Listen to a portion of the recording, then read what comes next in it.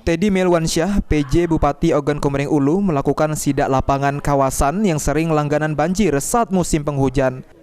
Salah satunya daerah Jalan Pancur, Desa Tanjung Baru, Kecamatan Batu Raja Timur. Mengendarai mobil dengan menyetir sendiri, PJ Bupati Oku Teddy Melwansyah melakukan pengecekan saluran pembuangan air yang telah dibuat Pemkab Oku pada tahun lalu.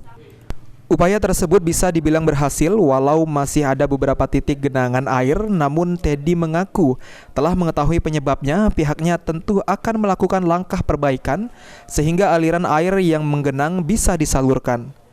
Kawasan Pancur sendiri dulunya menjadi langganan banjir. Beberapa rumah saat musim penghujan sering tenggelam hingga mencapai 2 meter. Namun Teddy mengaku pada tahun ini tidak terjadi lagi pasca hujan lebat mengguyur kawasan itu. Dari tahun ke tahun Pancur ini langganan banjir, dan sejak dibangunkan saluran itu alhamdulillah tidak ada banjir besar lagi ya. Mungkin ada genangan-genangan sedikit. Memang ada dua opsi waktu itu yang kami lakukan. Yang pertama membangun saluran drainase, yang kedua kami melebari ada gua. Jadi ada gua alami yang di sana yang tempat larinya air.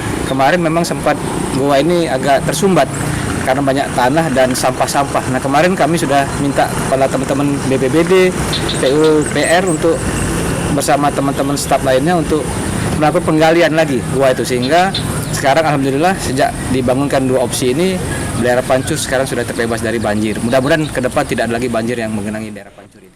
Teddy mengaku akan terus memantau beberapa kawasan yang sering terendam dan akan mencari solusi terbaik.